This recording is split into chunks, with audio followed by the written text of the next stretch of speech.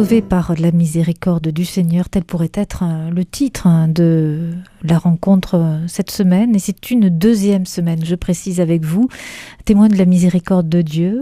Bonjour Fabienne Guerrero. Bonjour Nathalie. Comment allez-vous ? Ça va bien. Vous remettez de toutes vos émotions. Je vous remercie de me réaccueillir. Alors, on va travailler surtout cette semaine ensemble et on poursuit un peu vos expériences d'égarement, on peut le dire ainsi. Oui, d'égarement, qui vous éloignez de l'amour de Dieu, de l'amour du Père, pour enfin, en 96, vivre ce moment de retour, de conversion et accueillir cette infinie miséricorde. Il est venu vous sauver. Alors, au programme, et c'est tout le travail que je vous demande aujourd'hui, donc des clés pour vivre, mais surtout des clés pour discerner le danger que l'on peut trouver aujourd'hui dans ce que l'on appelle le nouvel âge. On en a parlé un petit peu la semaine dernière, on en reparle aujourd'hui, et puis on reparle plus particulièrement de ce que vous avez aussi pratiqué dans ces dérives, le spiritisme et le yoga. On vous écoute. Alors, le yoga, j'ai été initiée dans le spiritisme. Alors, pour commencer par le spiritisme, voilà qu'un jour, je suis allée dans un centre de spiritisme à Marseille qui s'appelait l'Union spiritualiste phocéenne. J'étais amenée par ma cousine et par une amie, celle qui m'avait initiée justement à la Rose-Croix à Morques. Donc, pendant quelques semaines, je suis allée écouter des enseignements sur ce qu'on appelle le spiritisme, donc des enseignements d'Allan Kardec, de Léon Denis. Et donc le gourou, qui était le responsable du centre spirit, nous donnait ces enseignements-là. Donc j'ai écouté sans grande conviction, mais j'ai commencé à acheter les livres de Léon Denis, j'ai acheté les livres d'Allan Kardec, j'ai commencé à lire le livre Le ciel et l'enfer.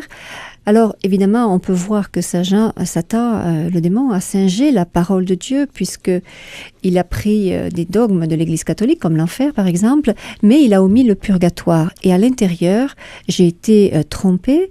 Pourquoi ? Parce qu'il est enseigné la réincarnation, et on en a déjà parlé. Donc, j'ai commencé à étudier tous ces livres et j'ai vu qu'il était possible donc de communiquer avec les morts. Et c'est comme ça que progressivement, un jour, le gourou nous dit « Mais s'il y en a qui veulent participer le mercredi soir aux séances de spiritisme, eh bien qu'ils viennent ». Et c'est comme ça que j'ai commencé ma première séance de spiritisme. Et alors, j'ai commencé à voir des médiums qui rentraient en transe et qui recevaient des messages. Alors, les messages venaient soi-disant, excusez-moi du peu, du Saint curé d'Ars, du Saint Padre Pio, de la Sainte Vierge, voire même du Christ, ou alors de nos amis les extraterrestres. Bon, maintenant j'éclate de rire, mais à l'époque, j'étais très fervente dans ces choses-là. Et donc, ces personnes qui étaient médiums recevaient ces messages-là. Et puis un jour, le gourou a dit, s'il y en a qui se sentent prêts, je propose aux âmes qui le souhaitent de faire ce qu'on appelle un grand nettoyage de leur âme. Donc, moi, je suis allée le voir, j'ai dit, je voudrais un grand nettoyage. Pourquoi ? Bien parce que intérieurement, je souffrais énormément. Je ne savais pas que c'était le poids des péchés mortels que j'avais accumulés depuis des années.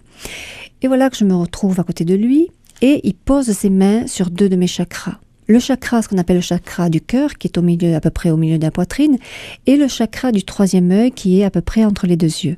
Et il me dit qu'il m'avait transmis la lumière. Mais à ce moment-là, je ne savais pas que c'était la lumière de l'ennemi de Dieu, Lucifer, celui qu'on appelle le démon, le 666, Satan, on l'appelle comme on veut, mais en tout cas c'est l'ennemi de Dieu. Et donc il m'a transmis la lumière de Lucifer. Et donc je suis rentrée chez moi et j'ai commencé à me sentir très très mal. Et à la suivante séance de spiritisme, voilà que je me sentais comme mourir. J'ai senti une énergie qui s'est levée à partir du premier chakra, ce qu'on appelle le chakra racine, qui m'a traversé d'un coup. C'est comme, si vous voulez, si une énergie me traversait à des millions de kilomètres, vous voyez, qui me traversait tout le corps, et j'avais l'impression que j'allais fuser complètement en haut. Ça s'est levé d'un coup. Normalement, ça se lève doucement de centre en centre. Et voilà que ça s'est levé d'un coup. Et c'est comme ça, après, que j'ai compris que la Kundalini, c'était la puissance du serpent. Le serpent, c'est Lucifer. Et en fait, si on le cherche, eh bien, on le trouve. Et comme on avait actionné mes chakras par des pouvoirs, eh bien, Satan lui-même s'est levé à moi et il m'a complètement détruit. Il m'a détruit tous les centres psychiques, ce qu'on appelle les chakras. Et voilà que, au lieu d'avoir cette illumination à ce moment-là, puisque les yogis qui s'amusent avec ces choses-là, et qui font ça d'ailleurs sur des années, eh bien, ces yogis obtiennent une certaine illumination. Moi, quand j'ai eu ces choses-là, eh bien, ça n'a pas fait une illumination du tout. J'avais l'impression que j'allais m'envoler au ciel tellement que c'était puissant. Et donc, je suis rentrée chez moi après et j'ai écrit une lettre au gourou en lui disant, écoutez, j'avais vraiment compris là que j'étais en perdition. J'ai dit au gourou, si vraiment vous voulez perdre votre âme, perdez l'âme et ne perdez plus celle des autres. Arrêtez le spiritisme, arrêtez ces techniques d'ouverture des chakras parce qu'elles sont mortelles, vraiment dangereuses. Donc presque envie de dire en résumé diabolique. Diabolique. Oui, puisque quand on actionne les chakras, il y a un pouvoir. Que ce soit dans le yoga, que ce soit dans le reiki, que ce soit dès qu'on ouvre les chakras. Alors le reiki, on va en parler. On en parlera. Oui. En ce qui concerne le yoga, parmi nos auditeurs, beaucoup pratiquent tout simplement aussi le yoga pour juste des raisons aussi de bien-être, de détente. Mais quels sont les risques, ces choses-là? Alors, des prêtres aussi pratiquent le yoga. Oui, des prêtres, des moines, des religieuses. Déjà, pour voir un peu cette incompatibilité avec la foi catholique. Alors déjà, il faut savoir que le mot yoga veut dire union. Le but du yoga est d'unir le moi temporel, on l'appelle le jiva. Donc, terme technique. Voilà, oui, le jiva, donc le moi transitoire, si vous voulez. Ouais. Donc, c'est d'unir ce moi à l'infini Brahman. Brahman, c'est le concept hindou de Dieu. Mais ce Dieu n'est pas un Dieu personnel comme Jésus-Christ. C'est une substance spirituelle qui est impersonnelle, qui est un avec la nature et le cosmos. Et donc, c'est un faux Dieu. Et si un catholique s'unit à un faux Dieu, eh bien, qu'est-ce qu'il fait? Il rompt le premier commandement de la loi de Dieu. Et qu'est-ce qu'il nous dit, ce premier commandement? Tu n'auras pas d'autre Dieu que moi. Le yoga, il faut savoir que ce n'est pas seulement un système élaboré d'exercices physiques. Il s'agit d'une discipline spirituelle qui vise à conduire l'âme au samadhi, c'est-à-dire l'union totale avec l'être divin. Le samadhi, en fait, c'est l'état dans lequel la nature et le divin ne font qu'un, l'homme et Dieu deviennent un sans aucune différence. Donc, on peut dire que ce point de vue est radicalement contraire à la religion chrétienne, qui fait une distinction claire, vous voyez, comme on a pu le voir, entre le créateur et la créature, Dieu et l'homme. Fabienne Guerrero, pour des auditeurs aujourd'hui, à l'écoute de cette émission et de nos rendez-vous, qui pratiqueraient peut-être gentiment le yoga, il faut arrêter ? Eh bien, on ne peut pas s'unir à un faux Dieu. Si on est catholique, on adore Jésus. Le spiritisme, pareil. Oui, mais la parole de Dieu nous dit que quiconque invoque les morts est en abomination à Yahvé ton Dieu. C'est dans le Deutéronome. Vous avez évoqué, et avec beaucoup de prudence, vous avez distribué des clés pour vivre et surtout discerner les dangers. Donc, éviter de pratiquer le spiritisme avec les mauvais esprits. La pratique aussi du yoga et tous ces dangers. Aujourd'hui, un autre angle, un grand danger bien répandu, parfois méconnu, même au sein même de l'Église catholique, la pratique du Reiki. Dites-nous un peu ce qu'est le Reiki et quelles sont les conséquences si on pratique du Reiki et les dangers. Et déjà en introduction, je peux dire l'incompatibilité, mais vous le redirez, du Reiki avec l'Église catholique et la foi catholique. Oui, on vous écoute. Le Reiki est totalement diabolique. C'est fort, c'est direct. Droit au but. Voilà, je ne sais pas aller autrement que d'aller droit au but. Vous avez bien raison. Voilà. Car c'est la vérité. C'est la vérité et la vérité vous rendra libre. Amen. Amen, on est d'accord. Alors on le redit, la vérité vous rendra libre. Donc voilà. Restez libre et restez dans cette vérité qui est charité. Hein. Voilà. La vérité est toujours charité parce qu'elle revient toujours. Tout à fait. Donc c'est à vous. Et travaille l'âme. Alors il faut savoir quand même que les évêques des États-Unis ont donné des instructions au sujet de la soi-disant thérapie Reiki, une médecine alternative qui est originaire du Japon, qui est non scientifique et qui est inappropriée pour les institutions catholiques. Pourquoi il y a eu cette intervention des évêques des États-Unis? Parce que le Reiki était pratiqué partout. Par les sœurs, dans les couvents, les centres de retraite. Voilà. Donc, il a fallu que les évêques s'en mêlent pour vraiment comprendre. La thérapie Reiki ne trouve d'appui ni dans les recherches de la science naturelle, ni dans les croyances chrétiennes. Pour un catholique, croire en la thérapie Reiki, eh bien, ça présente des problèmes qui sont insolubles. Et ceci est mentionné dans le document du comité de la Conférence des évêques des États-Unis. En termes de soins pour la santé physique d'un individu ou pour la santé physique d'autres personnes, il est généralement imprudent d'utiliser une technique qui n'a pas d'appui scientifique ou même explicable. Les directives ecclésiales avertissent qu'il y a d'importants dangers pour la santé spirituelle d'une personne qui a recours à la thérapie Reiki. Pour se livrer au Reiki, on doit accepter au moins, d'une manière implicite, les éléments principaux de l'opinion du monde qui soutiennent la théorie Reiki, éléments qui n'appartiennent ni à la foi catholique, ni à la science naturelle. Et sans l'approbation de la foi chrétienne, ni celle de la science, eh bien un catholique qui met sa confiance dans le Reiki se livre au monde imaginaire de la superstition, de la terre sans homme, où il n'y a ni foi ni science. Voilà ce que nous témoignent, si vous voulez, les évêques américains. Et ils ajoutent que la superstition falsifie l'adoration de la créature envers Dieu en orientant la personne vers des sentiments et des pratiques religieuses qui la conduisent dans une fausse direction. Et puisque la thérapie Reiki n'est pas compatible avec l'enseignement chrétien et puisqu'il n'a pas de crédibilité scientifique, eh bien, l'Église dit qu'il serait inadmissible pour les institutions catholiques telles que les centres catholiques des soins de santé, les maisons de retraite ou pour des personnes qui représentent l'Église telles que des chapelains catholiques de promouvoir ou de supporter la thérapie Reiki. Voilà ce que dit, si vous voulez en quelques mots, le document sur le Reiki du comité sur la doctrine de la Conférence des évêques des États-Unis. Alors si on ouvre cet angle avec vous dans cette série d'entretiens, dans des clés pour vivre, je pense que les auditeurs devinent déjà dans ce parcours un peu d'errance, de curiosité, de toute puissance. C'était votre désir premier dans le passé. Aujourd'hui, vous avez choisi le Christ. Vous avez vous-même été curieuse jusqu'à pratiquer un peu le Reiki. Oui. Alors, en 3 minutes, votre expérience, vous revenez de loin aussi. Là aussi, je reviens de loin, de très très loin, puisque... Miséricorde du Seigneur. Ah, la miséricorde infinie. À jamais vous la chanterez. À jamais je la chanterai, surtout éternellement. Oui. Le Seigneur, il a dit, aucun péché n'épuisera ma miséricorde. Et plus on épuise, plus elle augmente. Alors ça m'arrange puisque je suis une grande pécheresse, n'est-ce pas? Voilà.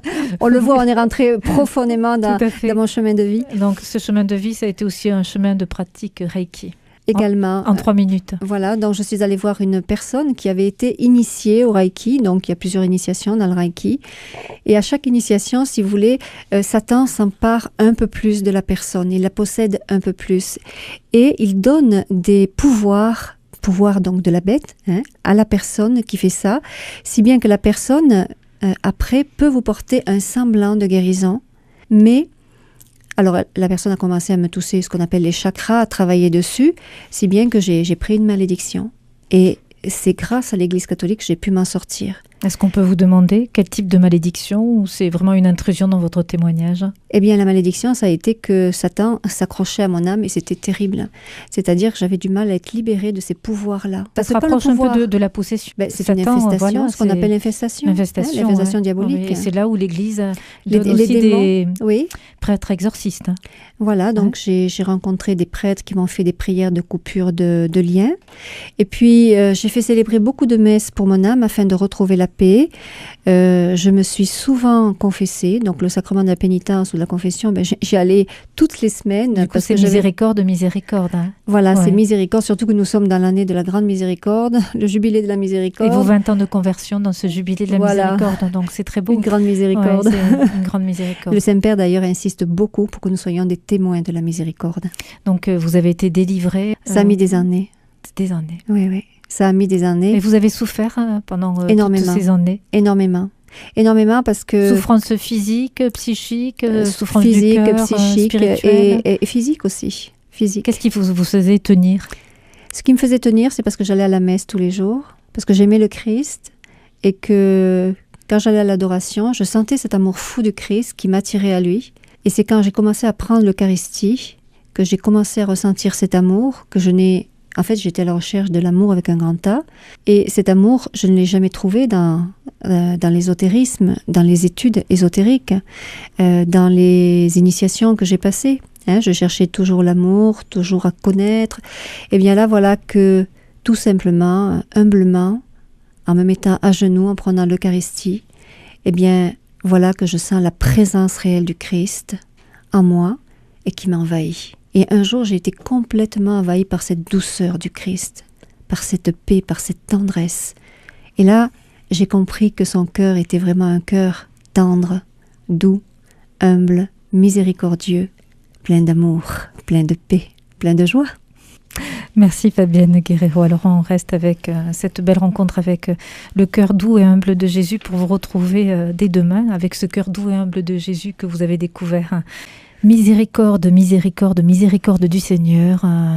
Eh bien, vous chantez encore aujourd'hui ces miséricordes, Fabienne Guerrero. Je la chanterai éternellement, comme nous dit les psaumes. Alors, chantons avec vous cette miséricorde. Il vous a sorti de cet état de péché, de ces ténèbres, de ces emprises aussi démoniaques, on peut dire, que vous aviez. Alors, un volet important aussi dans tout votre parcours de vie, parcours aussi de péché, c'est vous qui nous avez partagé aussi cette emprise aussi dans votre vie.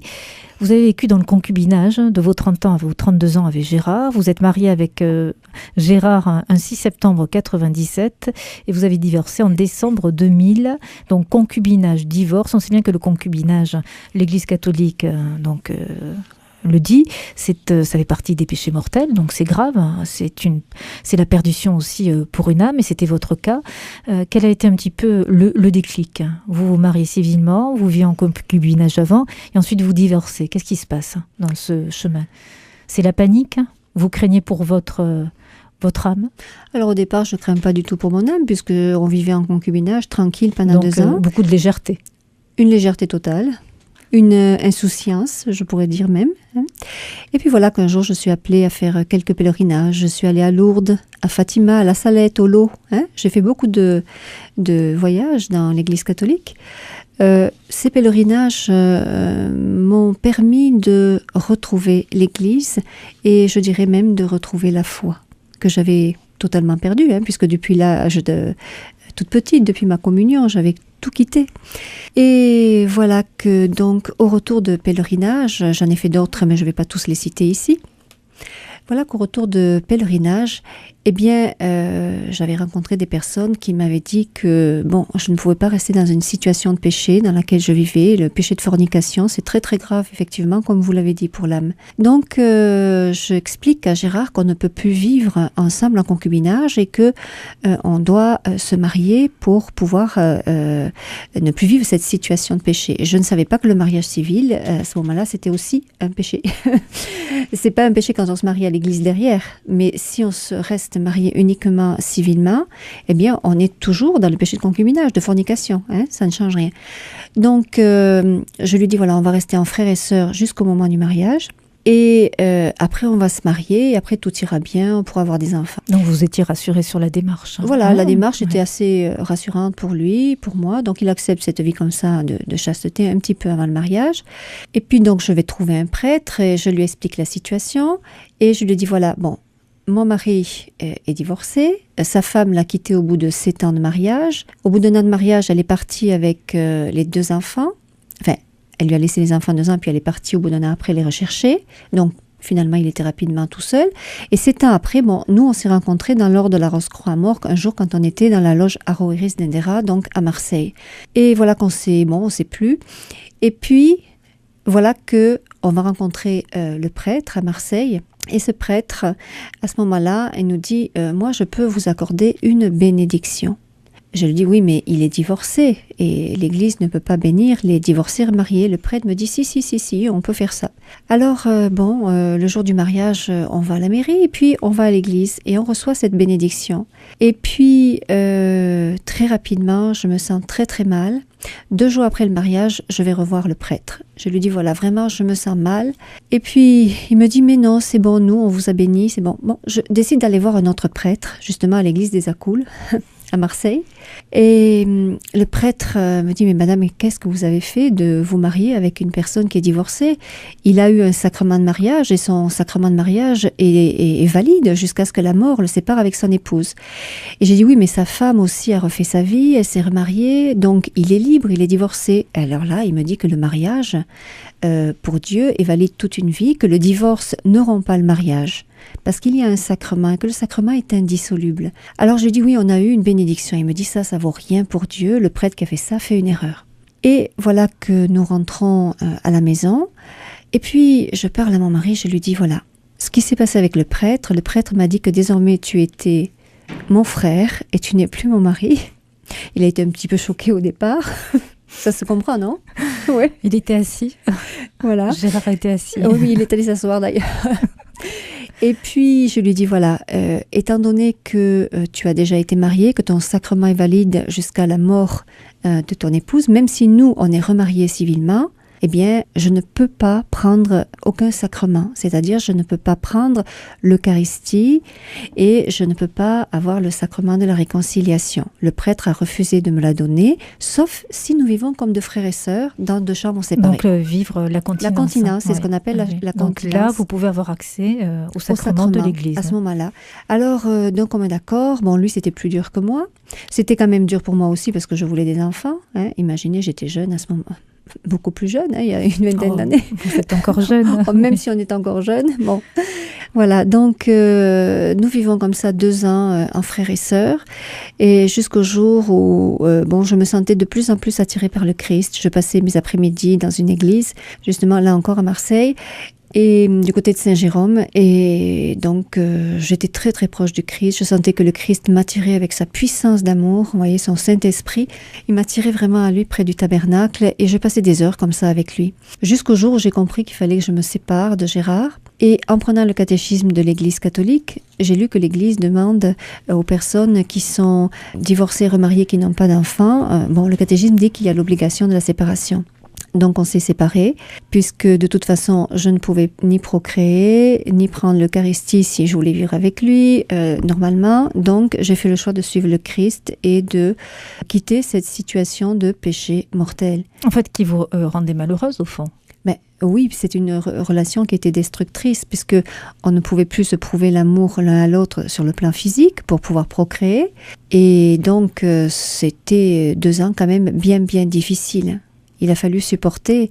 Et donc, je pense que par cette souffrance, j'ai quand même réparé mon péché. Vous parlez clairement de péché. Péché mortel. L'adultère est un péché mortel. C'est pas moi qui le dis. C'est la Bible aussi. Hein. C'est la Bible. Et puis c'est aussi, d'abord c'est un commandement de Dieu. Tout à fait. 6e commandement, tu ne commettras pas d'adultère. Et puis c'est aussi le catéchisme de l'Église catholique. Ces péchés-là sont parfois un peu oubliés. Oui, il suffit quand même de le rappeler. Parce que le catéchisme nous dit clairement que le péché a de quoi être mortel. Et le catéchisme cite l'adultère comme péché mortel. Et au fond, rappeler que ce péché mortel existe toujours, bel et bien, et qu'il reste l'un des commandements, tu ne commettras pas d'adultère.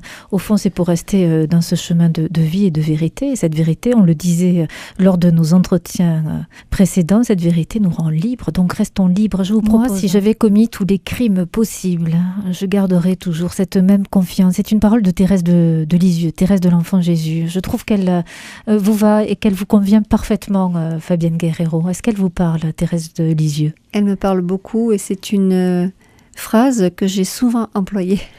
Elle qui n'a jamais commis de péché mortel, la petite Thérèse. Oui. C'est le cœur, et c'est le sujet que je vous propose.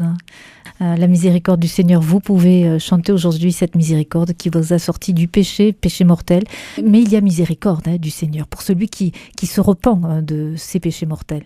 On rassure aussi nos auditeurs. Il faut quand même rassurer les auditeurs dans le sens où même si une âme avait commis plusieurs péchés mortels, si elle se repent et qu'elle est vraiment contrite de ses péchés, qu'elle fait pénitence, elle peut même aller au ciel directement. Hein. C'est important, très important. Si elle fait son purgatoire et sa pénitence, qu'elle regrette sincèrement, la confession et la contrition. Alors la confession, sans la contrition, ça fonctionne pas totalement, c'est pas du 100%. Il faut rajouter un peu cette contrition du cœur. Voilà. Donc pleurer de ce péché. Il faut pleurer les péchés. Souffrir de ce péché commis. Oui. Réaliser qu'on a fait souffrir notre âme et réaliser qu'on a fait souffrir le Christ qui est en nous. Hein? Alors, quelles sont les conséquences de ce péché mortel? Il faut en sortir très vite. L'enfant prodigue que je suis aujourd'hui a connu donc le péché mortel, puisqu'on en a parlé plusieurs fois dans nos diverses rencontres. Eh bien, ce péché mortel, le problème, c'est qu'il attaquait en moi le principe vital qui est la charité. Et cela a nécessité une nouvelle initiative de la miséricorde de Dieu et une vraie conversion de mon cœur. Cette conversion s'est accomplie dans le cadre du sacrement de la réconciliation. Alors, il y a une conséquence quand on commet un péché mortel et si on ne se repent pas et qu'on ne va pas à la confession et que vraiment on meurt dans cet état sans repentir. L'Église nous dit que les âmes de ceux qui meurent en état de péché mortel descendent immédiatement après la mort dans les enfers où elles souffrent les peines de l'enfer, le feu éternel. Et d'ailleurs, la peine principale de l'enfer consiste à la séparation éternelle d'avec Dieu, en qui seul l'homme peut avoir la vie et le bonheur pour lesquels il a été créé et auxquels il aspire. Voilà, on aspire tous à quoi ? Aller au ciel. On est sur terre pourquoi ? Pour apprendre à aimer. Et puis c'est l'amour infini, on a soif de cet infini. Soif de cet amour infini. C'est ce que vous cherchez, vous, dans votre chemin de perdition. Et que seul Jésus a pu combler cet amour de Dieu. Il n'y a que lui qui a pu combler cette recherche que j'avais en moi. Donc tout est possible. Tout est possible à celui qui croit et rien n'est impossible à Dieu. Et ça, vous pouvez le témoigner, le dire haut et fort aujourd'hui. Oui, puisque de morte, eh bien maintenant je suis vivante. Il m'a ressuscitée. Et vous a relevé. Complètement. Oui. L'enfant prodigue. L'enfant prodigue. Donc vous pouvez lancer un petit peu à tous ceux qui se reconnaîtraient peut-être en ce moment derrière ce poste radio, dans la voiture, au travail. Rassurez-les aussi. C'est une réalité. On peut perdre son âme. On peut perdre son âme, comme je mais disais, s'il n'y a pas de repentir. Si vraiment on ne regrette pas. Parce que c'est pas dans l'air du temps. On parle très peu aussi moi, je de dirais, ce péché mortel aussi. Voilà, va en faire celui qui veut y aller. C'est-à-dire celui qui ne veut pas se repentir.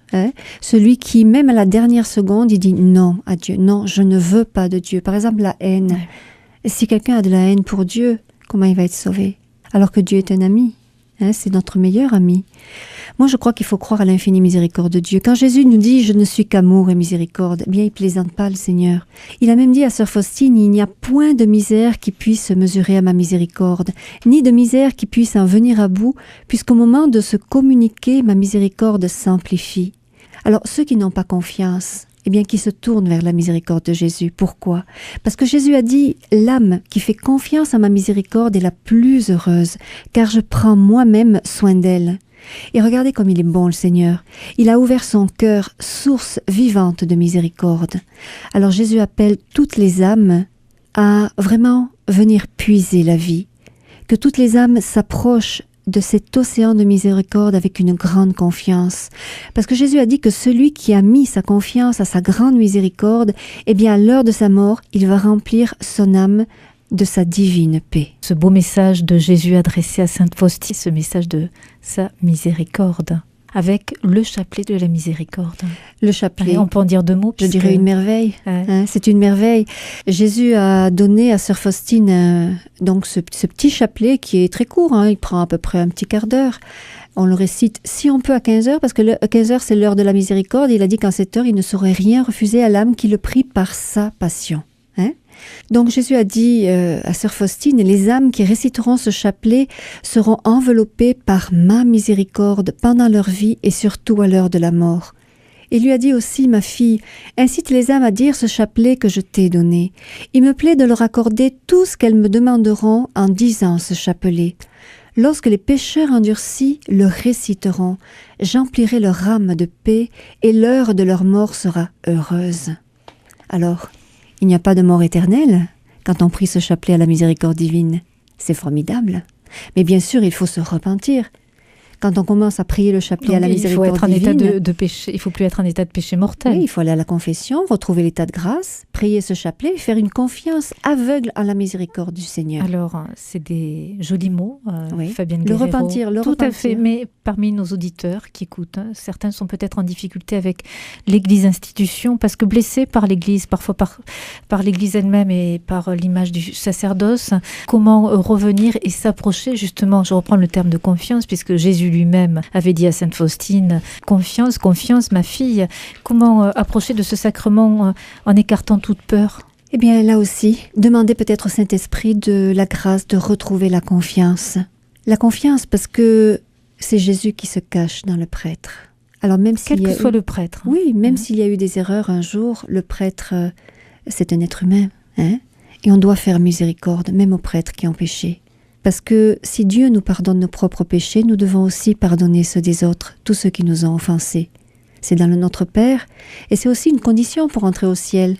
On ne va pas rentrer au ciel si par exemple on a de la haine pour le prochain, si on ne pardonne pas, si on ne fait pas miséricorde. Donc charité envers son prochain. Charité envers son prochain, c'est le premier commandement. On ne sera pas jugé sur les œuvres. On va juger sur l'amour. Oui. Mais que veut dire l'amour ? Oui. Que veut dire aimer ? Amour, charité dans cette vérité. Dans la vérité. Dans la vérité. Pour moi, aimer, c'est aider le Christ à être des tout petits co-rédempteurs. C'est une dernière ligne droite pour clôturer cette série d'entretiens depuis 2 semaines sur les ondes de nos radios chrétiennes avec vous, Fabienne Guerrero, et bonjour. Bonjour encore. Alors, merci de tous vos témoignages aussi, toutes ces expériences, vous qui avez connu un chemin allez, on le redit, d'errance, un peu de perdition. Hein. Et aujourd'hui, c'est la miséricorde que vous chantez et vous rendez témoignage à cette miséricorde de Dieu parce que vous avez aussi vécu cette contrition du cœur. Hein. Vous avez pleuré vos péchés et vos erreurs. Oh, j'ai pleuré pendant des années.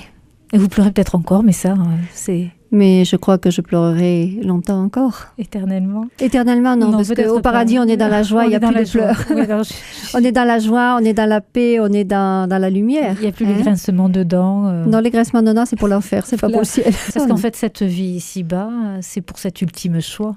Oui. Où je choisis un chemin de vie ou de mort. Je choisis la vie ou la mort. Donc, je choisis Jésus ou Satan, le ciel ou l'enfer. C'est aussi simple que ça. C'est clair. Donc, faisons les bons choix, peut-être au bon moment, mais ne perdons pas de temps. C'est encore le jubilé de la miséricorde. Il n'est jamais trop tard pour, par exemple, ça a été aussi plusieurs moyens pour vous, le moyen aussi du sacrement de confession. Oui. Et on rend grâce et on vous écoute. Alors, comment s'en sortir et comment vous en êtes sorti? Alors, comment je m'en suis sortie? Je suis allée voir plusieurs prêtres et... Notamment un jour, le père Verlinde, je suis allée le voir. Et lui, il m'avait dit que pour m'en sortir, la première chose, c'était de me consacrer au cœur immaculé de Marie. Et c'est la première chose que j'ai fait. J'ai fait ma consécration à genoux au cœur immaculé de Marie. Vous savez, je vous choisis aujourd'hui, ô Marie, devant toute la cour céleste pour ma mère et ma reine, etc. Et puis, je m'en suis sortie parce que j'ai accepté de prendre tous les sacrements, donc l'Eucharistie, en premier la confession, parce qu'on ne peut pas aller prendre l'Eucharistie avec tous les péchés qu'on a sur nous, parce que sinon on commet un sacrilège. On commet un grand sacrilège, et la communion apporte la condamnation. Saint Paul nous a demandé de discerner le corps. Hein, et des prêtres nous disent aussi, au moment de communier, que cette communion n'apporte ni jugement, ni condamnation, donc c'est clair. Donc, pour pas condamner notre âme à l'enfer, eh bien, quand on va communier, il faut d'abord confesser les péchés. Hein? Tout à fait. Voilà. Donc, on reconnaît nos fautes. On reconnaît nos fautes et la miséricorde infinie s'infiltre dans notre âme et anoblit notre âme et la justifie. Donc, la communion, le sacrement de la réconciliation dans la confession, la consécration tout d'abord au cœur immaculé de Marie, puis j'ai fait célébrer beaucoup de messes pour mon âme afin de retrouver la paix intérieure. Et puis, j'ai eu plusieurs prières de libération, et par un prêtre, bien sûr, et des prières de coupure de lien. Et puis, ce qui m'a beaucoup, beaucoup aidé, c'est de réciter tous les jours le rosaire. Le rosaire est d'une puissance, hein, c'est la prière la plus forte, je crois, après la Sainte Messe.